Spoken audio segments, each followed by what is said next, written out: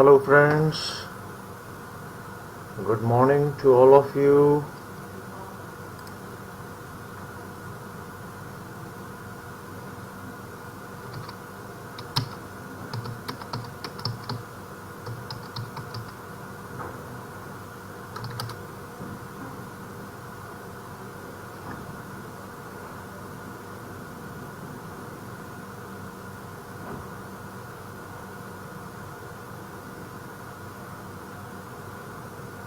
I hope that you can hear me.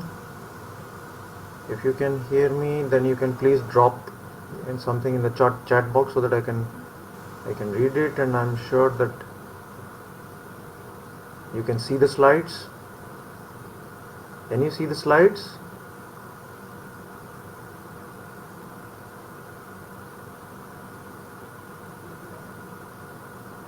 Hello. Good morning. RK Goyal ji, okay, thank you sir. Thanks for joining.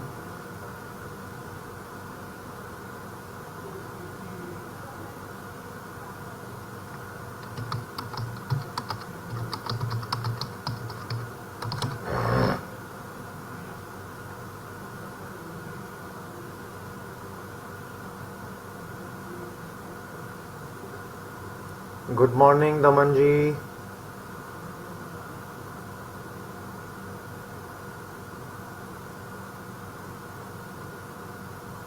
Great, thank you ji. Let's wait for some more people to join.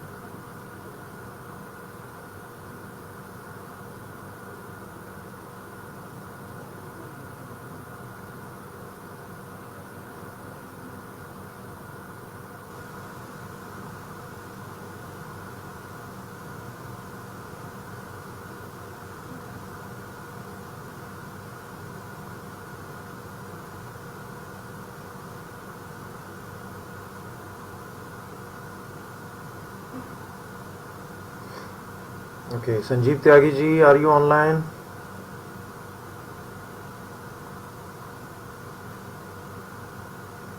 Ram Hari Meena ji, thank you so much sir.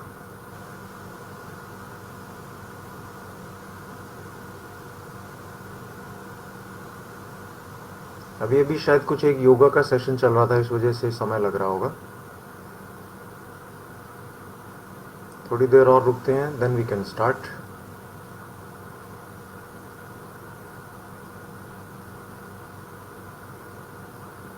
Sanjeev Tyagi ji, are you there? Pooja Kala ji ने join किया है, hello.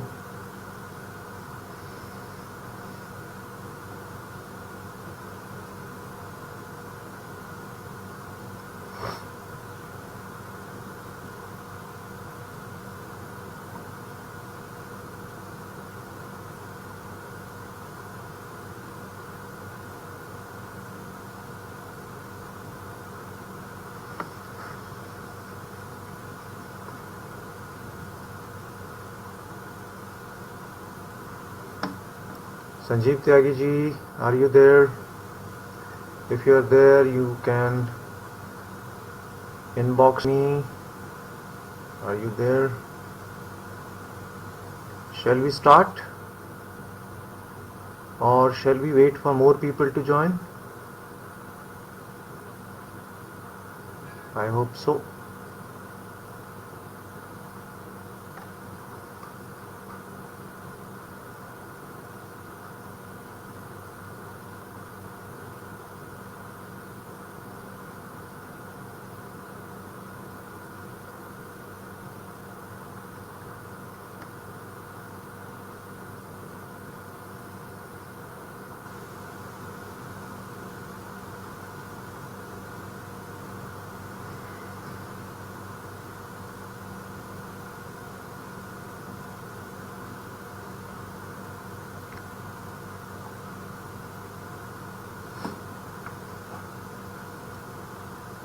Hello, check 1 2. I think we should start. If you all agree upon starting the session right now, then please inbox me, or we can wait for few more seconds.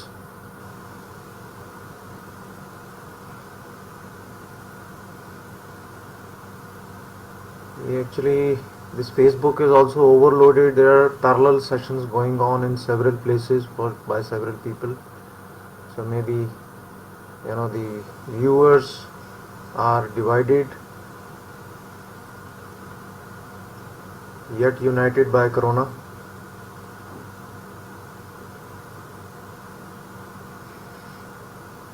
So we can see unity in diversity. Unity in adversity will be the correct word, I suppose.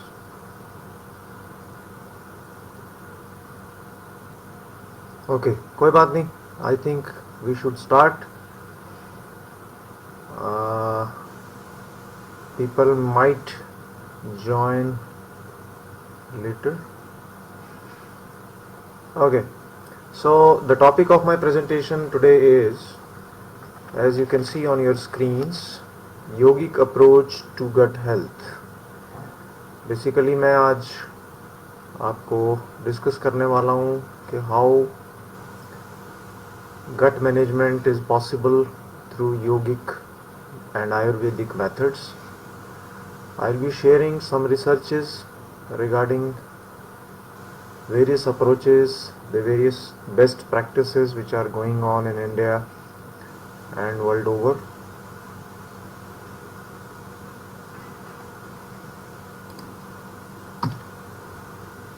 आज का जो presentation है उसके objective इस प्रकार हैं. We will try to learn about what exactly is our gastrointestinal tract and what are the major components that are affected by various pathogens. The pathogens which are exogenous and endogenous. Exogenous means those who are coming from outside, and there are many microbes and there are many viruses which are originating from inside as well. We will be talking about gut microbiota. We call it microbiome as well. It is like a garden, flora and fauna. Just as we know these two words, there is a garden inside our stomach also that plays a very important role, as we all know, and we take special care of this by eating a lot of food. Sometimes we believe in quantity rather than quality on a couple of occasions, whereas many of us are quite aware these days and know what, how and when they have to consume. So we always look for addition in our knowledge that exists with us. So that seeking spirit is good for everybody because that keeps us moving, learning new things. The fourth objective is, what are the different types of gut problems? For example, you must have heard about the viral gastroenteritis, the gastroesophageal reflux, जिसे हम खट्टी डकार वगैरह ये सब आना, मतली होना भी कह देते हैं हिंदी में. Then whether our system, whether our brain, our nervous system is associated with these microbes, and how is it associated with the various microbes is extremely important to understand. Thank you ji, Bhupinder Singh ji, Rashri Pradhan madam, thank you for joining. Mohammad Wasim ji, आपका स्वागत है. Namita Saini ji, welcome. Dinesh Chand ji. Okay, सो उसके बाद हमारा जो objective रहेगा योगिक और Ayurvedic interventions को समझने का रहेगा, with special reference to our gastrointestinal tract. तो सबसे पहले let us try to understand कि हमारी जो ये गट है ये होती क्या है. अभी मुझे मैसेज आया था इस सेशन से पहले, किसी ने पूछा कि सर आप एक्चुअली गुड को गलत लिख गए, ये गुड होना चाहिए था फॉर गुड हेल्थ. मैंने उनको समझाया कि सर ये गुट नहीं है, ये गट है, और ये हमारी गैस्ट्रो इंटेस्टाइनल ट्रैक जो होती है, ट्रैक्ट, वो भी ट्रैक नहीं है, TRACT इसका करेक्ट स्पेलिंग है, ये उससे संबंधित है और ये इसका स्लैंग है।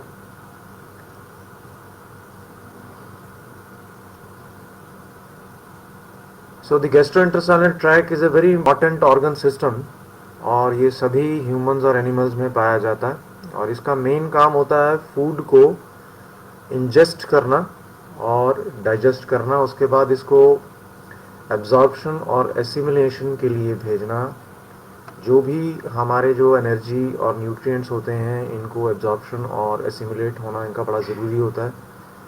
और इसके अलावा ये जो पूरी गैस्ट्रोइंटेस्टाइनल ट्रैक है हमारी, जो कि माउथ से शुरू होके और नीचे एनस तक जाती है, ये हमारे एक्सक्रीटरी सिस्टम का भी पार्ट है, क्योंकि इसके अंदर एक बड़ी थिन लेयर होती है जिसको हम एपिथेलियल लेयर कह देते हैं, जिसके अंदर बहुत सारे एपिथेलियल सेल्स होते हैं। इसलिए इसकी इम्पोर्टेंस बहुत अधिक होती है, क्योंकि ये हर वाइटल ऑर्गन को टच करती है।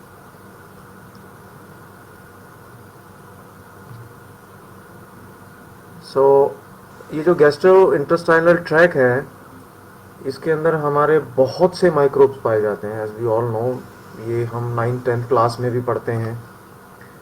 आज की डेट में सिलेबस है जिसके अंदर की बच्चों को ये बताया जाता है कि किस तरह से हमारी जो गट है उसके अंदर करोड़ों अरबों बैक्टीरिया हैं। इतनी बड़ी संख्या में बैक्टीरिया हैं कि इतने बॉडी में सेल भी नहीं है हमारे।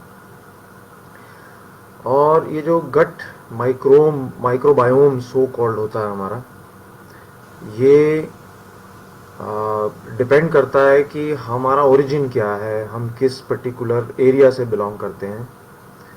ये एज के साथ भी चेंज होता है, जो नंबर ऑफ बैक्टीरियाज हमारी गट के अंदर होते हैं।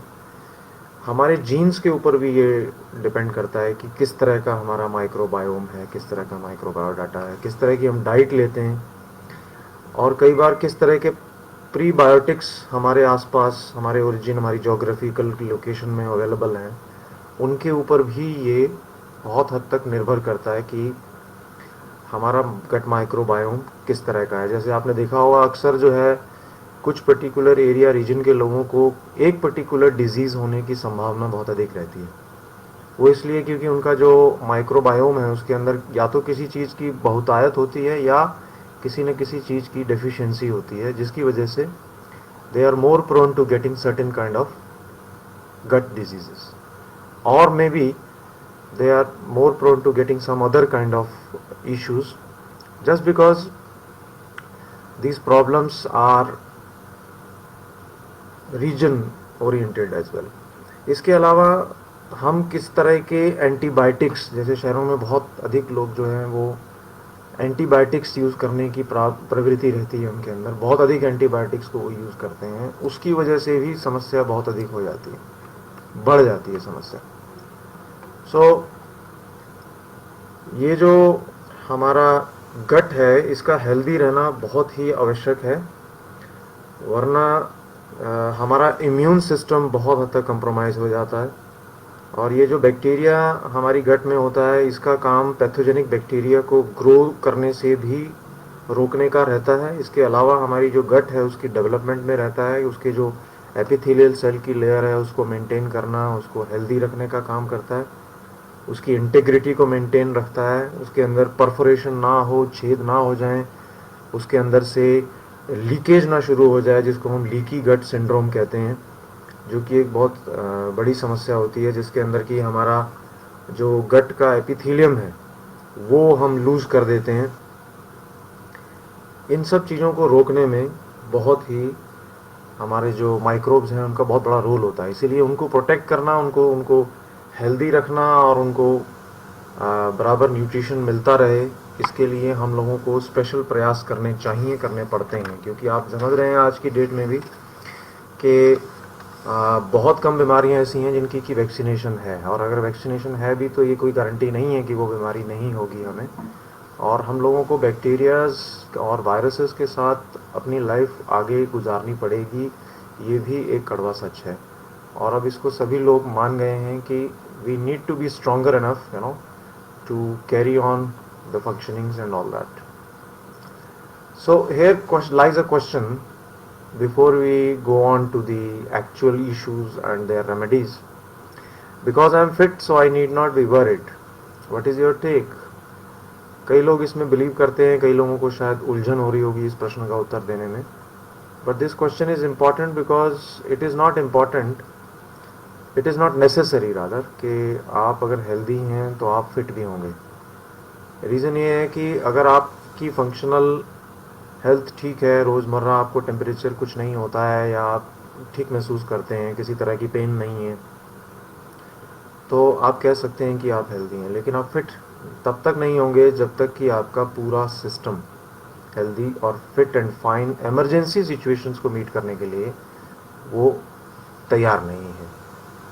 सो higher level of health can be called fitness. Similarly अगर आप फिट हैं तो आप ज़रूरी नहीं है कि आप हेल्दी भी हों। ये स्पेशली स्पोर्ट्स पर्सन्स के लिए मैं कहना इसलिए चाहता हूँ क्योंकि अक्सर क्या होता है कि वो ट्रैवल करते हैं, खेलते हैं, उनको स्वेटिंग बहुत होती है, वो खाना पीना भी कई बार अपने कंट्रोल नहीं कर पाते क्योंकि एक देश से दूसरी स्टेट से एक स्टेट चेंज होता रहता है उनका न्यूट्रिशन। अगर वो केरला साउथ में जाते हैं तो वहाँ उनको जो है मोस्टली खाना जो है वो इडली, सांभर, डोसा ये सब मिलता है, और जो Indian traditional diet south north की है वो नहीं मिल पाती उनको। सो ये जो गट माइक्रोब्स होते हैं हमारे, इसलिए मैंने बोला कि ये चेंज होते रहते हैं, ये एडजस्ट करते रहते हैं। तो जितने हेल्दी होते हैं उतनी अडेप्टेबिलिटी बेटर होती है। लेकिन यदि आप किसी तरह के ड्रग्स ले रहे हैं, आप डोपिंग कर रहे हैं, तो आप बेशक बहुत फिट हो सकते हैं। फिट इन द सेंस कि आप एक पर्टिकुलर फिजिकल वर्कआउट को अच्छे से फुल एफिशिएंसी के साथ कर पा रहे हैं, लेकिन आपकी गट जो है वो हेल्दी नहीं है। और ख़ासकर जो लोग फिट और हेल्दी होते हैं वो गट हेल्थ की तरफ ज़्यादा ध्यान इसलिए नहीं देते क्योंकि वो उनका ध्यान मोस्टली अपनी परफॉर्मेंस पे होता है। लेकिन over the period of time क्या होता है, जब गट की सफाई ठीक से नहीं हो पाती, तो ये समस्या जो है वो एग्रेवेट हो सकती है। काफ़ी हद तक ये एग्रेवेट होने के चांसेस रहते हैं। अच्छा, दलजीत जी आप कह रहे हैं we can't see the whole screen. Sir आप अपने मोबाइल से यदि देख रहे हैं तो स्क्रीन को थोड़ा सा करके देखिए, टिल्ट करके देखिए, शायद बढ़ जाए। ओके, अब दिखाई दे रहा है आपको? Hello, can you please inbox me if you can see that more clearly.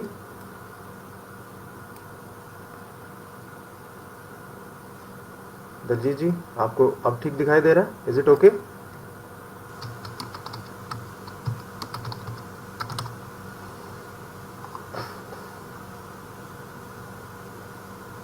Okay, so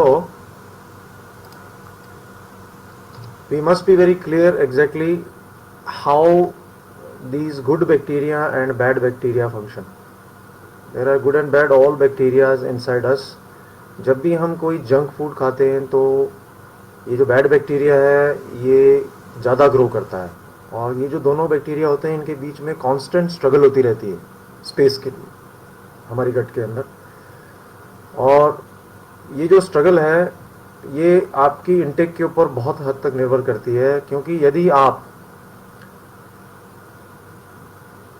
junk food ज़्यादा कंज्यूम करेंगे तो जो बैड बैक्टीरिया है वो संख्या में भी और ताकत में भी ज़्यादा ग्रो करेगा आपकी गट के अंदर, और बैड बैक्टीरिया ज़्यादा ग्रो करने के कारण गुड बैक्टीरिया को स्पेस कम मिलेगा। इससे क्या होता है, जो आपकी क्रेविंग है, जो आपकी टेंडेंसी है और अधिक जंक फूड खाने की, वो और बढ़ेगी। तो एक तरह की एक विशियस साइकिल के अंदर हम फंस जाते हैं और ज़्यादा से ज़्यादा जंक फूड और खाने लगते हैं। क्यों? क्योंकि जो हमारा बैड बैक्टीरिया जो बढ़ गया है संख्या में हमारी गट के अंदर, वो हमारे ब्रेन को बार बार सिग्नल करता है कि आप और भेजिए, और डिमांड करता है वो। इस तरह से हम एक विशियस साइकिल में फंसते चले जाते हैं। Thank you sir. Next I will be talking about gut microbiota versus the central nervous system. ये इसलिए भी ज़रूरी है क्योंकि जो बहुत सारी हमारी डिजीज़ हैं, आपने देखा होगा 70% जो बीमारियां हैं वो स्टमक से शुरू होती हैं, गट से शुरू होती हैं। और इसको अंडरस्टैंड करना, इसको समझना हमारे लिए बहुत अधिक आवश्यक भी है, क्योंकि ये एक बड़ी कॉमन सी डिजीज़ है जिसको हम कहते हैं मल्टीपल स्क्लेरोसिस। ये हमारे देश के अंदर भी बहुत अधिक फैलती जा रही है। इसके कारण हमारी जो न्यूरॉन्स हैं उनकी माइलिन शेथ जो है वो ख़राब हो जाती है, वो इरोड हो जाती है, जिसकी वजह से सिग्नल्स जो हैं वो हमारे सेंट्रल नर्वस सिस्टम की तरफ और वहाँ से ऑर्गन्स की तरफ आने वाले सफ़र करते हैं। इसलिए बहुत ज़रूरी है कि हमारा पेट जो है वो क्लीन होना चाहिए, हमारी गट जो है वो हेल्दी होनी चाहिए और हेल्दी बैक्टीरिया कंटिन्यूसली मेंटेन होना चाहिए। सेकंड तरह की एक आपने सुना होगा जिसे हम रिफ्लक्स भी कहते हैं, खट्टे डकार आना। इसको हम गैस्ट्रोइसोफेगल रिफ्लक्स डिजीज़ कहते हैं, क्योंकि ये प्राइमरीली इसोफिगस से स्टमक के बीच में जो एक कनेक्शन होता है हमारा, उसे हम एक स्टिंक्चर मसल के रूप में देखते हैं। इसको हम लोअर इसोफेगल स्टिंक्चर मसल कह देते हैं। जब हम खाना खाते हैं तो मैं आपको चित्र के माध्यम से बताऊंगा कि किस तरह से ये वापस जो है एसिड को हमारी इसोफेगस के अंदर उछाल देती है, जिसकी वजह से हमें डिस्कम्फर्ट फील होता है, हमें बहुत अधिक डकार वगैरह आने का या पेन महसूस होता है, इन्फ्लेमेशन जिसे हम कह देते हैं, ये महसूस होने लगता है। इसके अलावा we'll talk about viral gastroenteritis also. तो सबसे पहले हम बात करते हैं समस्याओं की, उसके बाद उनका निदान भी हम डिस्कस करेंगे। तो ये जो सबसे पहली प्रॉब्लम है जिसको हम एसिड रिफ्लक्स भी कह देते हैं, ये आप देख सकते हैं थ्रू दिस फोटोग्राफ कि ये हमारी इसोफिगस है, जिसके माध्यम से हमारा खाना जो है वो नीचे की तरफ आता है। और इसका ये फंक्शन मसल का ये होता है कि ये एक वाल्व की तरह काम करता है, और जब खाना अंदर चला जाता है, स्टमक की तरफ चला जाता है फर्दर प्रोसेसिंग के लिए, तो ये जो वाल्व है ये ऑटोमेटिकली क्लोज हो जाता है, यानी इसको वापस जाने नहीं देता है। अब होता क्या है, जब ये पर्टिकुलर प्रॉब्लम एसिड रिफ्लक्स की हो जाती है तो हमारी जो एसिड है स्टमक का वो ऊपर की तरफ रिफ्लक्स करता है। जैसे अगर आप एग्जांपल के माध्यम से समझाना चाहें, एक बॉटल को उल्टा करके उसमें बैलून लगा दीजिए और जो बैलून में पानी भर दीजिए। आप अगर बैलून को प्रेस करेंगे तो पानी जो है बार बार ऊपर की तरफ उछलेगा। इसके जो मेन रीजंस हैं वो हैं जब हम बहुत हैवी डिनर करते हैं, खासकर रात में जब हमारा मेटाबॉलिज्म स्लो होता है, तो इस तरह की प्रवृत्ति रहती है कि हमें खट्टे डकार या इस तरह की रिफ्लक्स होने के चांसेस बहुत ज़्यादा रहते हैं। इसलिए आपने देखा होगा योग आयुर्वेद में कहा भी जाता है कि आप मित आहार करें ड्यूरिंग द नाइट। जितना कम से कम कैलोरी फूड खाएंगे उतना बेटर रहेगा आपकी गट हेल्थ के लिए। हाई फैट जो खाते हैं, जो ओबीस होते हैं, बहुत ज़्यादा जिनका फैट डिपॉजिट रहता है वाइटल ऑर्गन्स के आसपास, उनका भी जो ये स्टमक है, ये जो हमारी प्रेस हो जाती है, जिसकी वजह से वो रिफ्लक्स करता है acid towards the oesophagus. Smoking करने वालों का, और इसकी एक फैमिली हिस्ट्री जिनमें होती है, जो अल्कोहल ज़्यादा कंज्यूम करते हैं, जो बहुत ज़्यादा स्ट्रेस में रहते हैं, और कई बार जो लोग बहुत ज़्यादा पेट में टाइट बेल्ट बांधते हैं। आपने देखा होगा अक्सर पेट को छुपाने के लिए लोग बहुत टाइट बेल्ट बांधते हैं, खासकर पुलिस वाले आपने देखा होगा। वो एक खतरनाक काम होता है। जब आपने स्पेशली खाना खाया है या अदरवाइज भी आप कभी भी अपने पेट को बेल्ट बांधकर अपने अंदर के ऑर्गन्स को टॉर्चर ना करें। इससे भी जो है गैस्ट्रो इसोफेगल रिफ्लक्स डिजीज़ होने के बहुत चांसेस रहते हैं। इसका बड़ा अच्छा रेमेडी बताई गई है कि जो भी एसिड आपके यहाँ रिफ्लक्स कर रहा है, जिसकी वजह से सोर थ्रोट भी हो सकता है, हमें कानों में भी दर्द हो सकता है, और अस्थमा का भी जो है अटैक पड़ सकता है। इसकी रेमेडी जो है आयुर्वेद में बताई गई है, रेड एप्पल यदि आप खाते हैं, क्योंकि वो अल्कलाइन नेचर का होता है, तो वो क्या करता है, जो एसिड होता है उसको बहुत हद तक न्यूट्रलाइज कर देता है। लाल रंग का सेब यदि आप, इसी तरह से बादाम है, एलोवेरा का जूस है, और यदि आप लेफ़्ट साइड में बाईं करवट लेकर सोते हैं तो बहुत हद तक इसमें आराम मिलता है, बहुत रिलीफ मिलता है। और च्यूइंग गम का इस्तेमाल करने से भी इसमें रिलीफ होता है। रेगुलर मील्स यदि आप खाते हैं, यानी कि 3 समय का भोजन या 5 समय का भोजन आप करते हैं, तो उसको रेगुलर इंटरवल पे खाएं, यानी अपनी स्टमक को रेस्ट दें उसको डाइजेस्ट करने के लिए, और बार बार पानी ना पिएं खाना खाते समय या खाना खाने के तुरंत बाद। तो ये कुछ नेचुरल रेमेडीज़ हैं। इसके अलावा जो थेरेपेटिक हैं उसमें आपने देखा होगा मेडिसिन, लोग एंटासिड्स का इस्तेमाल करना शुरू कर देते हैं, हाजमोला खाना शुरू कर देते हैं, और भी बहुत सारी दवाइयाँ हैं, लेकिन उनको अवॉइड करके यदि आप जीरा, सौंफ, दालचीनी, तुलसी, हरी इलायची इस प्रकार की चीज़ों का सेवन करते हैं तो वो बहुत ही यूज़फुल रहेगा आपके लिए। एक बहुत अच्छा तरीका अभी रिसेंटली मैंने देखा, मैं इसे खुद भी करता हूँ, कि आप खाना खाने के जस्ट 5 मिनट पहले जो अदरक होता है ना उसको सेंधा नमक में डालकर छोटी सी कतरी ले लीजिए और मुंह में रख लीजिए। उससे क्या होता है, आपकी बॉडी के अंदर जो माइक्रोब्स हैं वो एक्टिव हो जाते हैं और जो भी फूड आपका आता है वो फूड इजीली डाइजेस्ट हो जाएगा। और ये आप खाना खाने के बाद भी कर सकते हैं। तो यदि किसी तरह का टेंडेंसी है खट्टे डकार आने की तो आप अदरक और सेंधा नमक इस्तेमाल कर सकते हैं, मुंह में रख सकते हैं, उसे धीरे धीरे चूसते रहिए। वो एक बहुत अच्छी ट्रीटमेंट रेमेडी है फॉर दिस पर्टिकुलर डिजीज़। तो आगे बढ़ते हैं।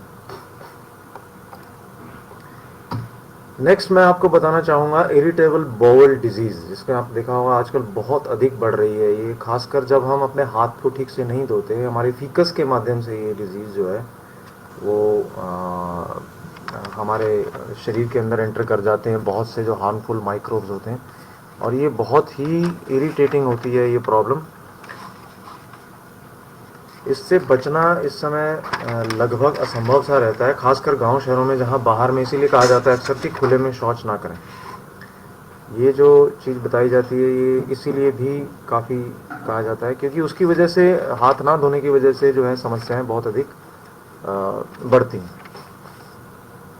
अब आप देख सकते हैं कि ये जो हमारी इरिटेबल बाउल डिजीज़ या इरिटेबल बाउल सिंड्रोम भी कुछ लोग कह देते हैं, ये दो प्रकार का होता है अक्सर। एक होता है अल्सरेटिव कोलाइटिस, जिसके अंदर यदि अगर आप कोई बीमारी है तो योग नहीं करना चाहिए, आपको नौली नहीं करनी चाहिए, बंद भी नहीं लगाने चाहिए अगर ये आपकी डिटेक्ट हो गई है तो, क्योंकि एक बहुत सीरियस बीमारी है। इससे इन्फ्लेमेशन जो है हमारी बाउल की, जिसके अंदर हम गट माइक्रोब्स को कहते हैं, कि वो डिसबैलेंस हो जाता है, वो बहुत अधिक समस्या हो जाती है। इसके अंदर जो मेन पार्ट इफेक्टेड है, जैसा आप देख सकते हैं यहाँ पर गोले के अंदर, जो हमारी एनस है और जो हमारा रेक्टम है, ठीक है ना, ये एनस है और ये रेक्टम का एरिया है, यहाँ ये बहुत ज़्यादा इम्पैक्ट करती है। और ये इनसाइड ऑफ द पर्टिकुलर, ये जो आपकी, जिसे हम कोलोन